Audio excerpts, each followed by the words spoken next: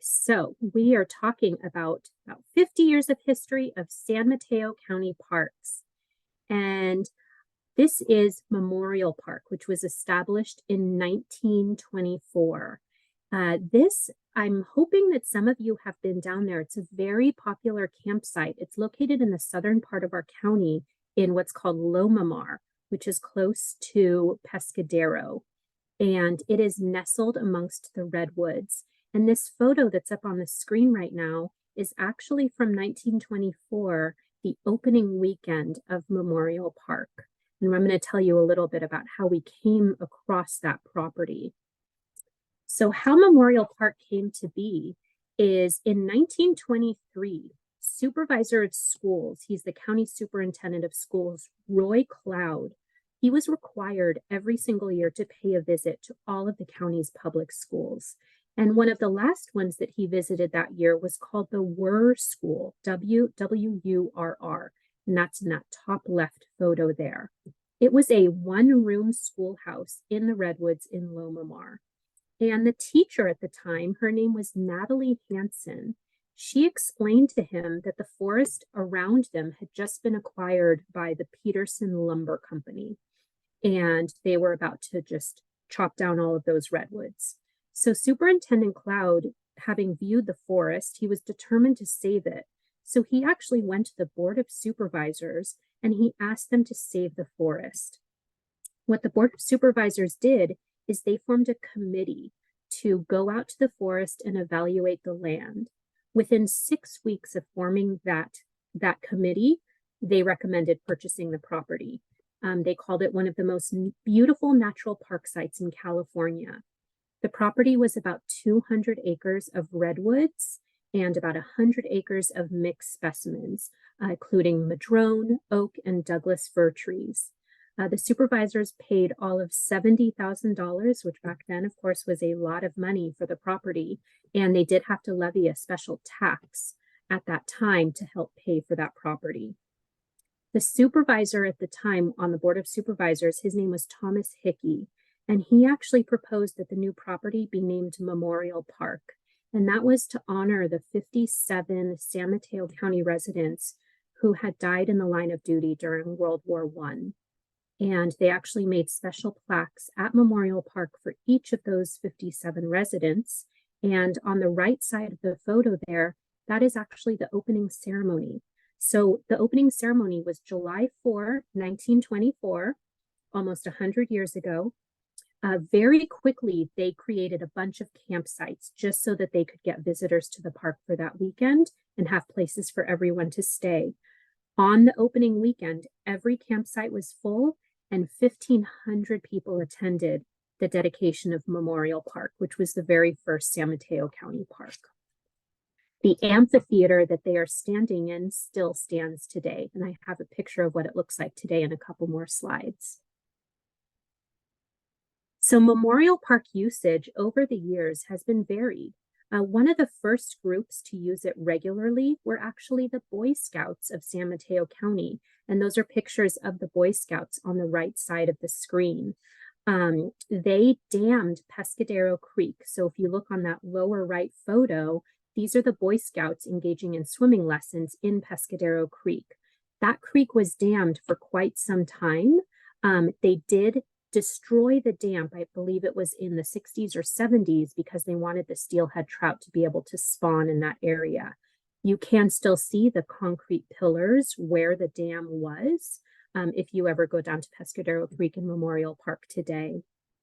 In 1935, the Works Progress Administration, WPA camp, was built for about 300 men in Memorial Park. And these workers were actually the ones who built the park to what it is today. So they designated all of the campsites. They put picnic tables there, barbecues at each site. They laid the water and sewer lines. So all of the infrastructure for Memorial Park to make it true campgrounds was done in the 1930s by WPA workers. In addition, there was also a camp and barracks for approximately 150 young women that was built in Memorial Park. And these were mostly runaway girls who had been forced out of their homes due to lack of food or hard times. And that's a little known fact of Memorial Park. That was built during the 1930s as well. Today, Memorial Park is just as beautiful as it was back then. So on the left side, you can see one of the many trails that takes you through Memorial Park. There's a lot of great hiking trails in Memorial Park. And a picture of the campsite is in that upper right corner. And the amphitheater, where the dedication was held 99.5 years ago, is in that lower right corner. We actually have movie nights in the summertime every Saturday night. We have naturalists who do activities with all of the children that come camping there. They do night hikes with everybody who camps, and they do movie nights. And it's a treasured pastime. And people who go to Memorial Park, many of them have been going with their families and friends for years on end. So I hope that some of you have had a chance to go to Memorial Park in the past years because it's just such a wonderful place. The next park that was acquired by San Mateo County was Flood Park, and this was established in 1937. So the map on the right shows you where Flood Park is located. It's very close to 101, and it is in the Menlo Park area, and it is right in the middle of a residential neighborhood. So it's very easy to get to for the community that lives in that neighborhood. So Flood Park has an interesting history. Flood Park was actually purchased. It was part of the Flood estate. He was a Silver King, James C. Flood estate, and that is a picture of his house in the upper left corner there. That house no longer stands, but apparently the gates to his estate still stand in Atherton. I have not seen them, but I have heard that they are there. But it's a beautiful home. So Flood Park, the part that was purchased from the Flood estate, was an unused portion of his estate, and it was described as a giant grain field with some oak trees. The WPA workers were the ones to actually build Flood Park as well during this time period, and it was all unemployed real estate. Excuse me. Get rid of my message here. It was all unemployed real estate executives, lawyers, bank tellers, and bank presidents who were part of the WPA who came to actually create Flood Park. And the San Mateo County planning director at the time, he actually said, "I can remember so many people coming to work in tuxedos. They'd sold all their other clothes. Tuxedos were all they had left because nobody was interested in buying them." So Flood Park was created by many people who were in their tuxedos. The Flood Park was actually designed in the California Ranch style building. Sunset Magazine, which I know my mom read, I loved Sunset Magazine. I don't know if it's still in publication or not. But that style had been popularized by Sunset Magazine, this ranch style. Since there was very little budget to work with, he created all of the buildings out of adobe bricks. So these are a mixture of dirt, clay, straw, and sand. So there was a caretaker's cottage, restrooms, office buildings. All of these were constructed with these adobe bricks. To give you an example, a small one-room structure required about 5,000 bricks. And you can see the lower left photo there is two of the WPA workers making these bricks. Now, where did all the dirt come from to create these bricks? It came from the excavation of the swimming pool, which you see on the right-hand side there. So there was a very large swimming pool at Flood Park for years. And apparently about 60,000 people would go to Flood Park every single summer, especially from the neighboring communities, just to enjoy this beautiful pool. It was a really popular relaxation and recreation spot. The pool, however, was destroyed, I believe, in the 1970s, so there's no longer a pool there.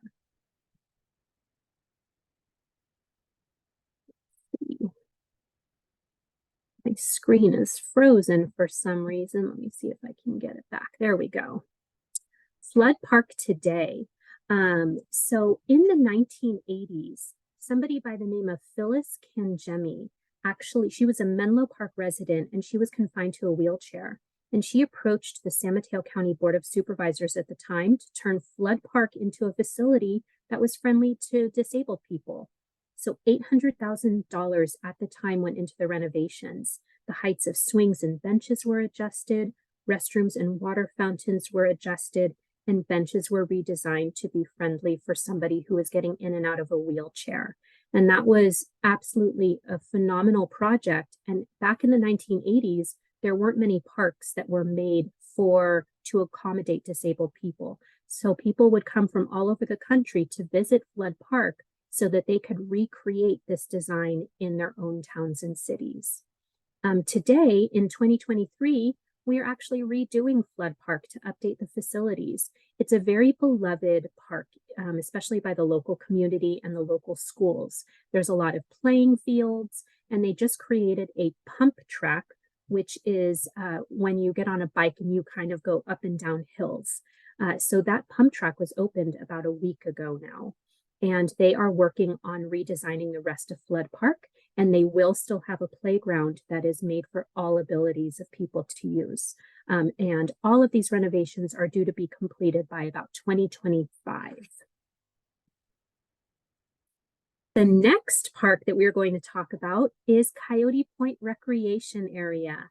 And this is one of our more commonly used and known parks because it is very central in our county. It's very easy to get to. It is right off of Highway 101, right on San Francisco Bay in San Mateo.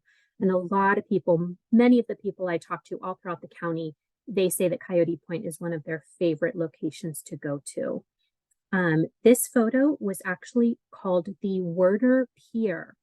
It is no longer there, but it ran adjacent to the old San Mateo Bridge, which was just next to Coyote Point.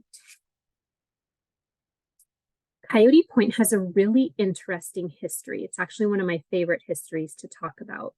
So the photo on the lower left here is an aerial shot of Coyote Point. That is not what Coyote Point used to look like. It was originally a rocky island. So imagine this, all rocks, no trees. And it was separated by kind of this marshy area to the main area, to the mainland of San Mateo. That marsh was completely filled in to make way for grazing land for cows. And that's how there's no cows there, but that area is still filled in today. There was somebody by the name of Howard who decided to purchase this land, and the Howard family lived on this land for almost 100 years. And he hired somebody by the name of John McLaren, who was a horticulturalist, to plant trees on this island. And John McLaren, if any of you are from San Francisco, there is McLaren Park, and that is also named after John McLaren. McLaren decided to plant eucalyptus, cypress, and pine trees, which is what you see in this lower left photo here, and many of those still stand today. If any of you are regular visitors to Coyote Point, you will notice that a lot of the trees fell down in last winter's storms. It actually looks like somebody shaved the middle of the island. There's hardly any eucalyptus trees going down the middle, and that's because it's such a wind tunnel that so many of the eucalyptus trees fell down. We actually had to close Coyote Point for several months just for cleanup efforts to make it safe for visitors. So some of those trees still stand, but many of the eucalyptus fell down in this last winter's storms. But the Howard family did plant all of those trees in the 100 years that they were there.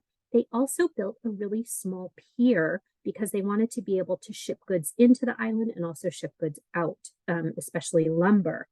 And an interesting fact about the pier that they built, sand to build a Crystal Springs Dam was actually brought from beaches in San Francisco to the pier at Coyote Point.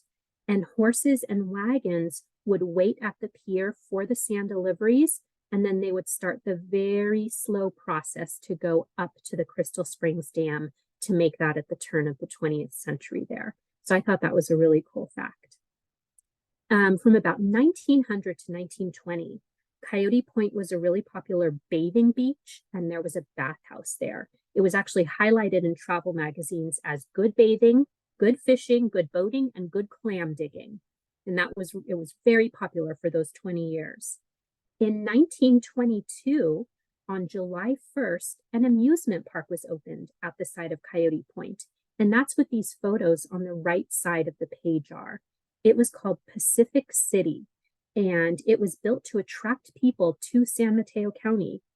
Pacific City was touted as the greatest fun community since the creation of Coney Island and the most marvelous bathing beach on the Pacific coast.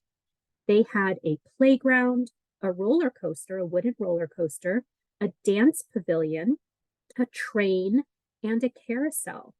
On July 4, 100,000 people, which I don't know where all these people came from, but 100,000 people came to Coyote Point on one day just to go to this Pacific City amusement park, which I think is so neat. However, Pacific City was only open for 1 year. Part of it was destroyed by a fire. Coyote Point is also very windy. If you've been to Coyote Point, the winds pick up in the afternoon, which makes it a great spot for flying kites and windsurfing. But it's not so pleasant in the afternoons at times. And there was also sewage problems there back in the 1920s. So I guess it was very stinky, according to the records that I've read. So Pacific City was only open for 1 year. We do have a plaque about Pacific City at Coyote Point, and the carousel still stands today. It is located at the San Francisco Zoo. Coyote Point in the 1940s, we acquired it in 1941, but in 1942, during World War II, it actually became the site of the Merchant Marine Cadet Basic Training School. It was built in only 65 days in 1942, and nearly 5,000 cadets went through training at Coyote Point to become Merchant Marines. They trained here for 90 days. Then they actually went out on ships to further their training for a period of about 6 months. If they wanted to further their career, they went to the final Merchant Marine Academy, which was located in New York. The training at Coyote Point included lots of physical training. So you can see in that top left photo, this was a platform that was built, and these were Merchant Marines that were practicing how to abandon a ship. And this was one of the tests that they had to go through in order to become a Merchant Marine. If you couldn't jump off that platform, then you couldn't become a Merchant Marine. Other things that they learned at Coyote Point were ordnance and gunnery, how to stow cargo, basic boat navigation, and how to maintain engines and boilers. Then, after the war, this land became the campus of San Mateo Junior College, which is now known as the College of San Mateo, or CSM. And it was the site of the junior college for about 15 years up on the knoll in the middle of the island. They used a lot of the buildings that were built during the Merchant Marine Basic Cadet Training School for the College of San Mateo. And that's a little known fact. Today, Coyote Point is really popular for many, many visitors. If any of you have young children in your lives, if you have children or grandchildren that you want to entertain, this is known to be one of the best playgrounds to go to. And that playground is in the top left corner there. It also has a beautiful marina, picnic tables. It is the site of Curiosity, which is a small zoo. And it is one of the best places to watch planes land at SFO, which is right across the bay from Coyote Point. Sometimes it actually looks like the planes will land on top of you. They are so close you can make out exactly which plane it is. It's one of my favorite things to do when I'm at Coyote Point. The next park that was acquired by San Mateo County was called Hutter Park. Hutter Park is down in Woodside. It is off of Kings Mountain Road, right off of Woodside Road. And I really like this photo because I love all the old cars in the photos. But this shelter, it's called Redwood Shelter. It's a very popular picnic spot, still stands today. And it is one of the most popular and most requested picnic spots for people to go to today. Hutter Park was known for logging. And so these photos, I know they're not the best quality, but I still think that they're incredible photos. On the left side, you can see a couple of people felling a very large tree. They're actually standing on part of the tree. On the right side, you can see the cattle that were used on the skid roads to actually get the logs down the hillside. And the middle photo is a picture of the steam donkey, which was invented in 1881. And this was a steam-powered winch, which was used for logging. So lumberjacks came to the site of Huddart Park in the 1850s during the California Gold Rush. And they removed so many Douglas firs and old growth coast redwoods. This property belonged to a San Francisco lumberman and woodside resident by the name of James Huddart. When he passed away in 1935, he actually bequeathed his property to the city of San Francisco, then the state of California, and neither of them wanted the property. So it was donated to San Mateo County, which is how we came across it. For a while, it was kind of wondered what we would do with the property, but Boy Scouts wanted to use it. And so there was a fire warden by the name of Bert Warder who recommended Boy Scouts use the property. And he was actually one of the main ones to start creating trails for the Boy Scouts to be able to use at Huddart Park. To this day, it is still heavily used, but by Girl Scouts. Girl Scouts have a camp here for 2 weeks every single summer. And there are just tons and tons of Girl Scouts that go to this property. It's also very popular for picnics. There's great hiking trails here. And we are doing a lot of fuel reduction work at this site as well, because we, of course, want to make sure that this site is heavily wooded and we want to make sure that nothing happens to it. The next park that was purchased by San Mateo County was Sam McDonald Park. Sam McDonald Park is right next to Memorial Park in Loma Mar, next to Pescadero. It is one, if you've never been, it is one of my favorite parks. It is very hilly. It's a little harder to access, but it is amongst the redwoods and it is absolutely beautiful. Sam McDonald purchased 430 acres at this site in 1917. It's steep redwoods, and he called the trees the lords of the forest. And he built this log lodge, which is shown in the photo on the left side there. And he named it Chichiwawa, which stands for Little Squirrel. He used what he called his temple of nature for prayer, meditation, and reflection. And he kind of created this forest sanctuary around his log cabin. And he said it afforded asylum to all wild creatures. He wanted to protect all the plants and all the animals that surrounded him in this site of Sam McDonald Park. A little history about Sam. He has an interesting history. Sam was born in Louisiana in 1884 to former enslaved parents. In 1903, he started working for Stanford University. So his family came over from Louisiana to California in the early 1900s. And he quickly became the superintendent of buildings and grounds at Stanford University. So he was in charge of all the sports fields, maintaining them. He became well renowned for his maintenance of tracks. And people would come from all over the country just to talk to Sam McDonald about how he upkept the tracks. He also became known for how he mowed the sports fields. He became known for the person who created the striping on the sports fields. So it almost looks like there's two different types of grasses on the fields. So he became very well known. He was the first African American to hold a major administrative position at an American university. And he was at Stanford University for almost 50 years before he retired. He also was a volunteer at the Stanford Convalescent Children's Hospital. And that's where he spent a lot of his time. He loved to be with the children. He spent all holidays with them. And he was also very well known for being a chef. So he would cook not only for the convalescent hospital, but also for all the athletes at Stanford University. He was very beloved, very well known. And when he passed away in 1957, he donated all of his property in the Redwoods to the Stanford Children's Convalescent Hospital.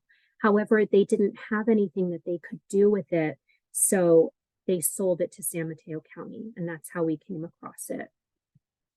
Today, this is what it looks like. It is an absolutely beautiful park all amongst the redwoods.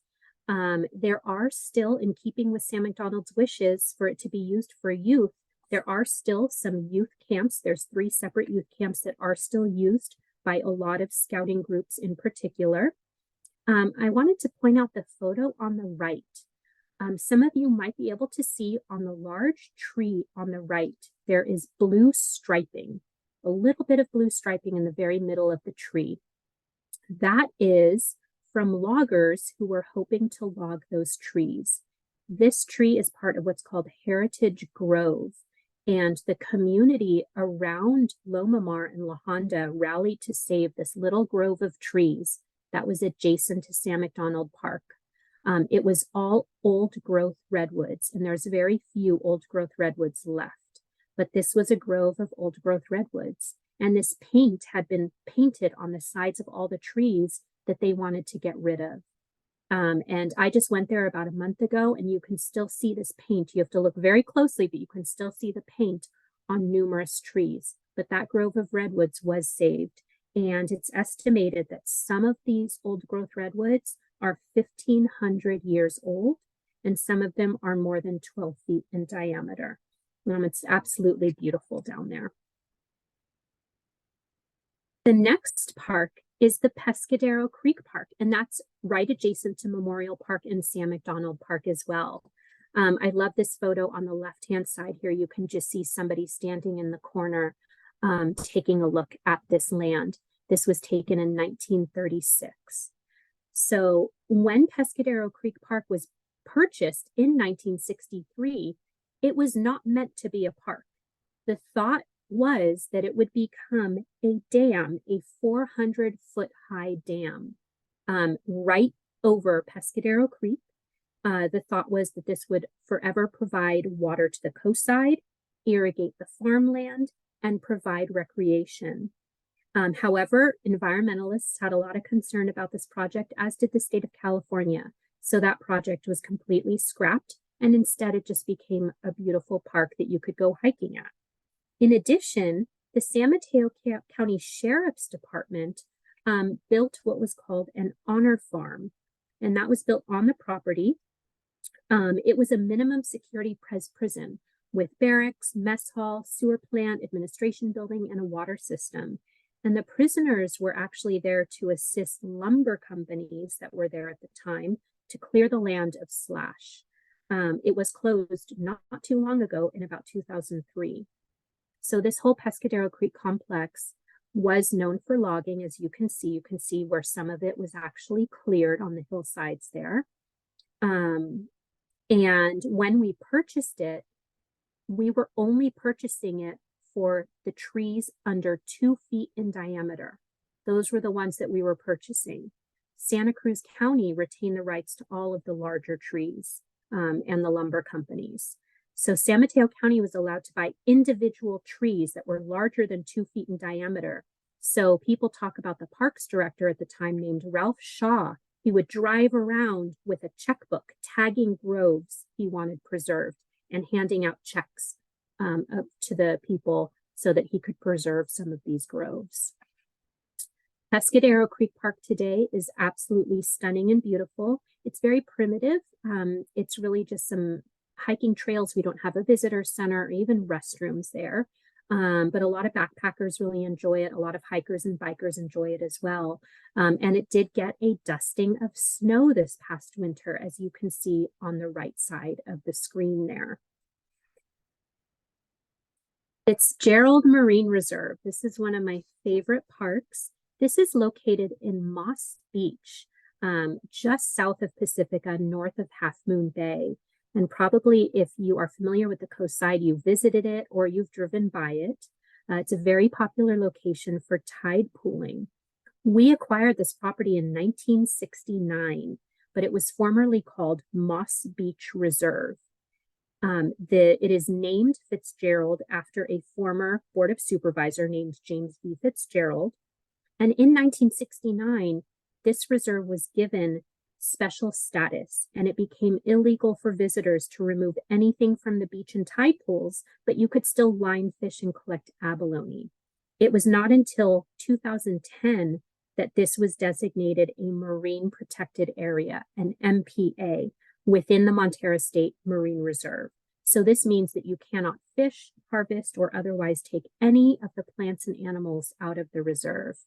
And I really love this photo on the left-hand side with some of the old bathing suits, and they're going out on a rowboat at Fitzgerald Marine Reserve. I was really excited when I came across that photo. A little bit of history of the site. It has a really neat history. In the 1880s, the land was purchased by German immigrant. His last name is Weinke, and I'm probably saying that wrong. He was the first one to observe the intertidal habitat was covered by an algae covering the rocks, and he thought it was moss. So he named the area Moss Beach, and it still is called Moss Beach to this day. He built the Moss Beach Hotel, which is in that upper left corner there, as a vacation attraction for San Franciscans. And he also planted the thousands of cypress trees that stand today at Fitzgerald Marine Reserve. These trees are up on the cliff, and there's a forest and a really nice path that you can walk in the middle of this great cypress forest. In 1906, somebody by the name of Charles Nye arrived at Moss Beach and built this Reefs restaurant, which is in the lower left picture there. And he built it right on the beach. And you can see how much of the beach still stands. That is no longer there. The water has risen, and you definitely cannot observe that much beach. This restaurant was very popular for abalone dinners. That's what they were known for.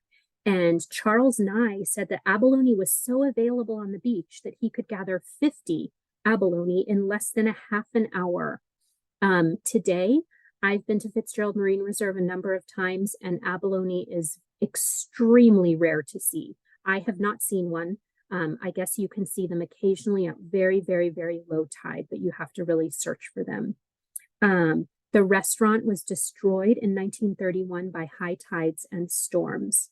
It was rebuilt further up ground, but it no longer stands today.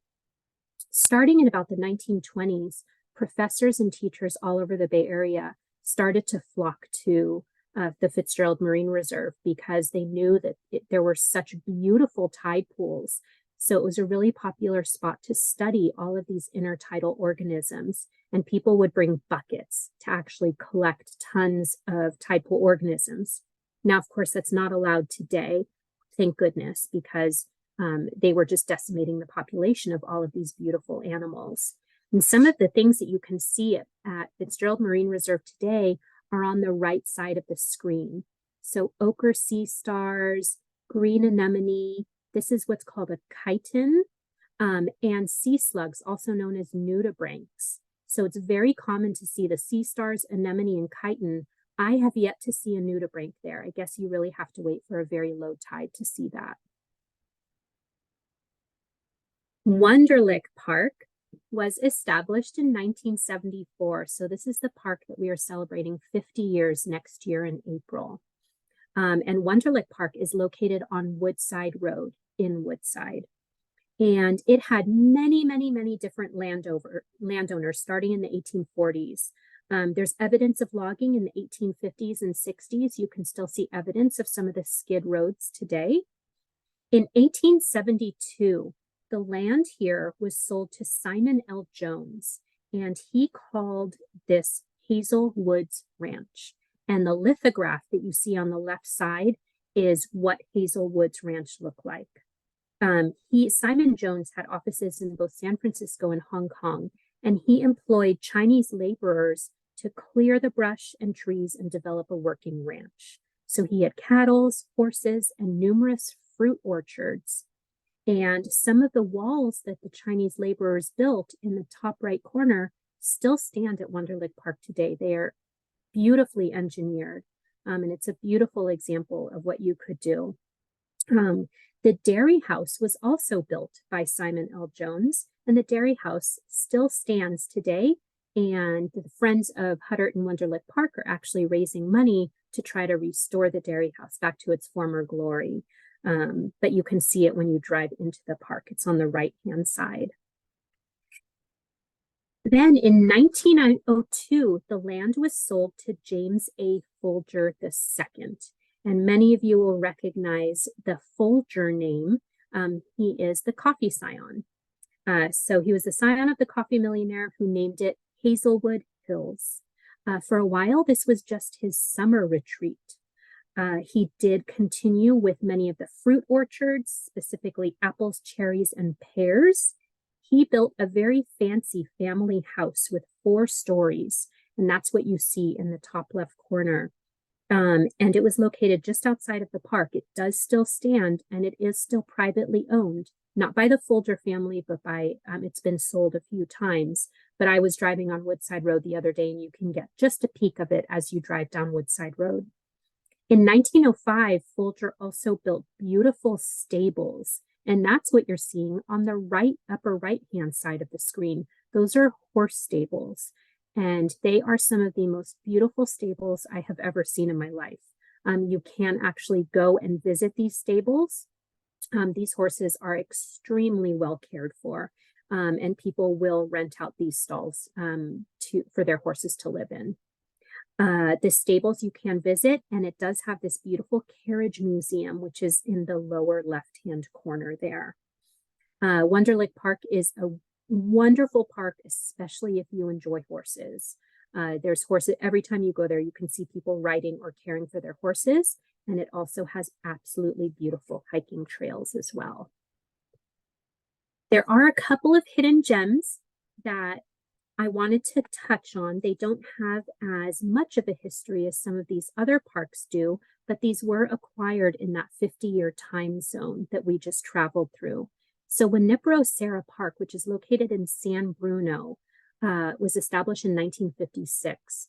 And Wnnipro Serra Park, there is a lot of evidence of the Ohlone at this site. Skeletal remains have been found there, shell mounds, mortars and pestles that they used to grind acorns, and arrowheads have all been uncovered. And this photo on the left-hand side is actually a Stanford University archaeology professor by the name of Patrick Hunt, who used to bring his students to the park every summer for a seminar to excavate a different section of the park. On the right-hand side is San Pedro Valley Park, and that is located in Pacifica, and that was established in 1972.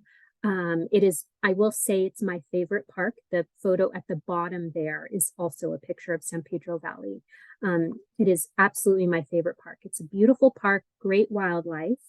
In 1769, it was actually an outpost for the soldiers of Spanish Captain Gaspar de Portola as they were on the Portola expedition, the first Europeans to spot the San Francisco Bay. In the 1950s and 60s, somebody by the name of John Gay operated a trout farm here. And that is his daughter on the right-hand side catching a trout in one of the ponds. And it was a very popular attraction for a couple of decades, but it was flooded by storms in 1962. When you go on one of the trails today, you can still see evidence of his trout ponds. Some of the cement structures still stand. And these two parks in particular, they're located within the communities of San Bruno and Pacifica, and they're very beloved by the local communities. People go there for their daily walk every single day. And there's also great picnicking spots at both of those locations. That was my final slide. I want to thank everybody for listening. And if you have any questions, please contact me. This is my email at San Mateo County. You can also visit our website. I would be interested if any of you have any stories of times that you visited the parks, or if any of you have any historical facts about the parks, or perhaps photos of when you visited the parks in the past. We're always looking for new information, and it's all of you out there who have spent years probably visiting these sites. So please let me know if you have any stories or photos, or if you have any questions. And I'm so happy that all of you joined today, and thank you so much for listening.